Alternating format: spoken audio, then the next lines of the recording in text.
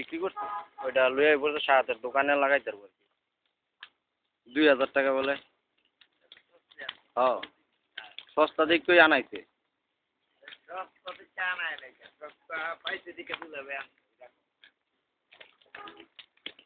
না ওইটা তো দুলা ভাইয়ের আবার কাজে আসবে না সাহাত্রে বলে ফোন দিছে যে তোমার দোকানে